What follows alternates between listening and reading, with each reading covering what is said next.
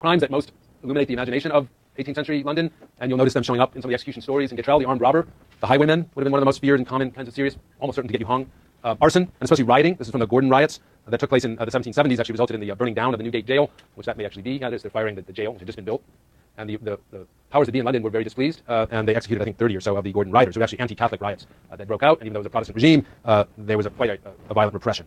But shoplifting, which you might think was a uniquely modern crime, here you actually see what looks like a very fancy and proper lady being exposed as having done some shoplifting.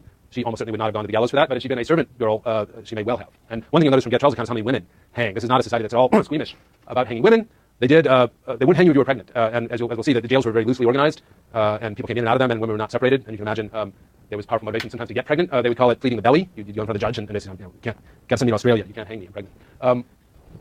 What's my last crime? My eyesight's getting so bad. I think this is more rioting. Yes, more rioting. Rioting is always something that had a good chance to get you hung. And I think one of the points about rioting is that it exemplifies not just crime, but crime that's especially threatening to the state. And of course, we'll come back to that. Here's just some of the change over time. The English Parliament was constantly fiddling with the capital code, sort of like our legislators, constantly adding new things. In the 90s, our federal government added something like 80 new capital crimes, most, all variants of murder, but murder of a cattle inspector, murder of an air traffic controller. Those are all separate offenses. These would be more different kinds of crimes. One of the most frequent capital crimes, and did result at least some of the time in execution, was coining.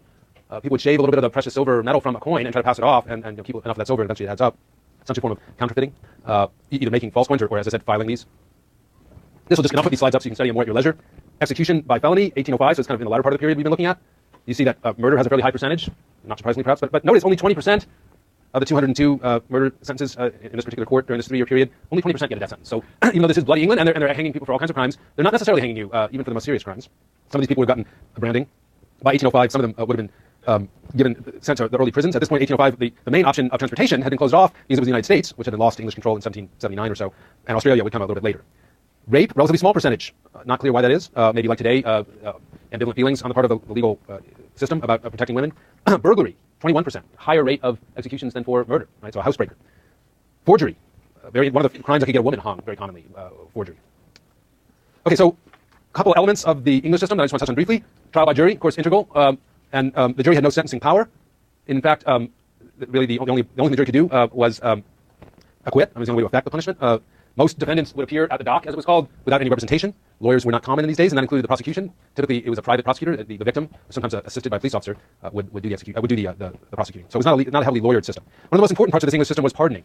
Even if you did get sentenced to death, there was a very good chance you'd be spared through a process of essentially the royal prerogative of pardon, a vestige of which still is retained by our governors in most states, but the sovereign could lift a death sentence, and frequently did. And it wasn't typically the king or queen, the sovereign him herself, that would do it.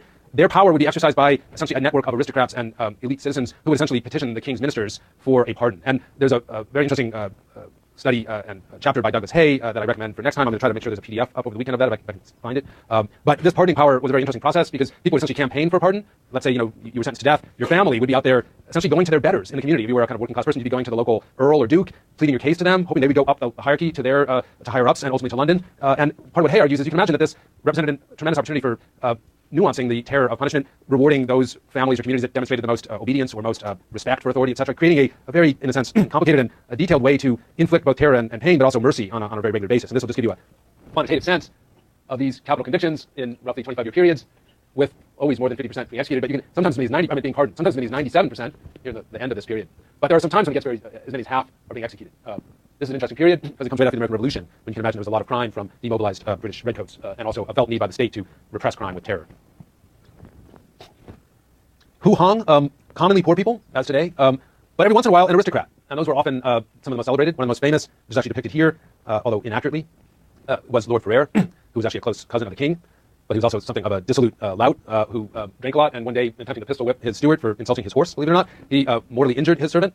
Almost nobody expected him to be convicted of a crime, let alone sentenced to death. He may have compounded things by representing himself, as was the common case, but he represented himself. In England, you had a right to a jury of your peers, a phrase that we also incorporated in our Constitution. That meant if you were an aristocrat, you had to have a jury of aristocrats, which meant that Ferrers was tried in the House of Lords. He represented himself. He gave what could possibly be called an insanity defense. But being a gentleman, he said that he didn't feel it was gentlemanly to rely on such a defense. So he introduced it and then dismissed it, and he was sentenced to death and ultimately executed at Tyburn. And I'll tell you a little bit more about his execution. But that kind of event is a very interesting one as we think about the kind of role of these executions in exercising social control in a very unequal and class-ridden society, which was certainly England at this time. Surely lots of people in the elite were sympathetic to Ferrers as their cousin, but they also were aware of what a potent symbol it would be to send an aristocrat to his death for killing a servant, right? It would be a way of saying we care about the common person. I feel your pain.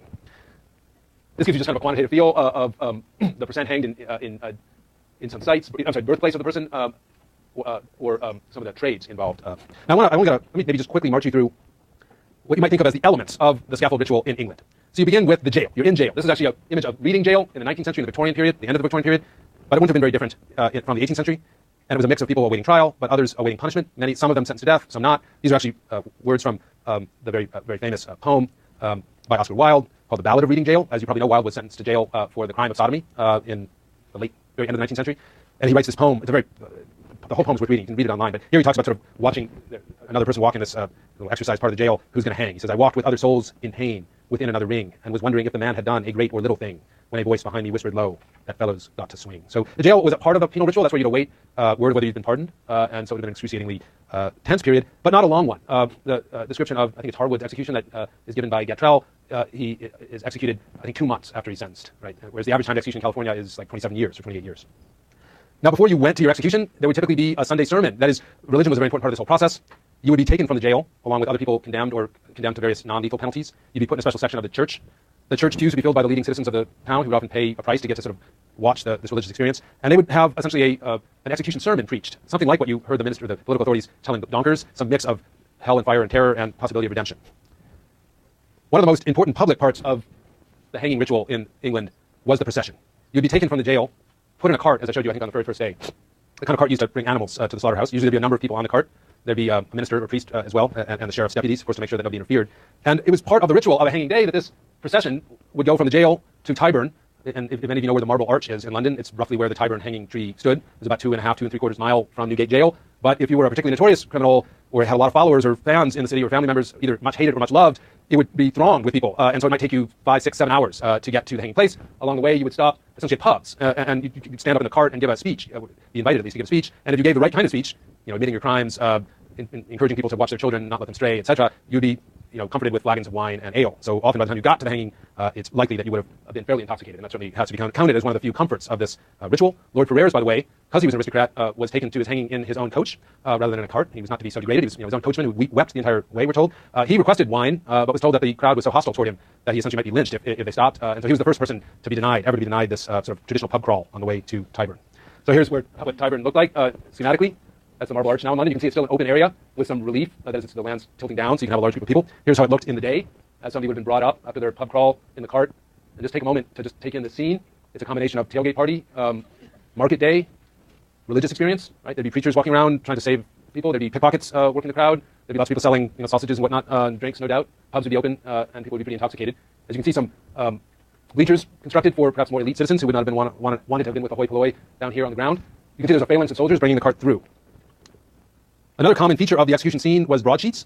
These often claimed to reproduce the death speech given by the condemned, with the caveat that they were usually printed the night before the execution, so they were typically made up completely by creative writers, but it's certainly made for a good, they knew enough about the case to make it dramatic and compelling. They would illustrate it. And these are in some ways the first newspapers, so the first newspaper is not wholly given over to advertising. As I noted, there was a dying speech. Here's an example of, this could be Tyburn. Actually, if you look at this may be Tyburn, in fact. It just may not be an accurate representation of the hanging tree, as they called it at Tyburn, could have accommodated 10 or 12 people, so that's an inaccurate representation. But a couple things are accurate. One of the ways of hanging you in the earliest way was to basically drive the cart up, tie you up to the scaffold, and then drive the cart off, and you would drop. Not very far, and that's one of the points that Gatrell makes very powerfully. Here you see some people actually in the process of being executed. You weren't today typically in countries that still hang. You do what's called the long drop, where there's a careful effort to correctly weight the ropes, etc. So you will drop fast and far enough to break your neck, which is, at least in theory, put you out of your misery very quickly. As you can see, these people are not having their necks broken; they're basically asphyxiating on a gallows. And I think it's important. Gatrell points out that they were certainly capable of designing a gallows that would have put people out of their misery more quickly, or they could have used a guillotine type device, as was used in France in the Revolutionary period, or an axe.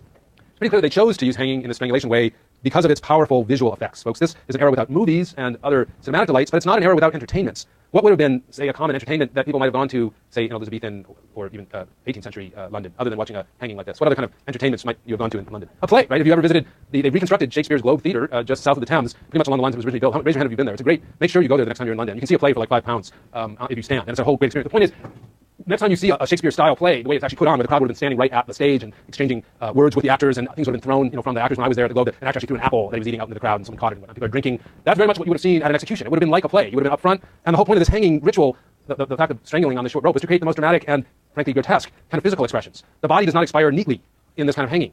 You would be gagging, you would be coughing, you'd be spitting, sometimes blood.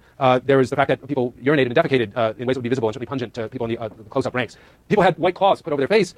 partly to give them some dignity, but also to make the movements of their face more visible to the people in the crowd. So this would have been a way to illuminate the details of this. I'm out of time, but not out of slides, so I will continue this exhibition and move on to Lecture 7, which is also on scaffold stuff. So have a great weekend. We'll see you then.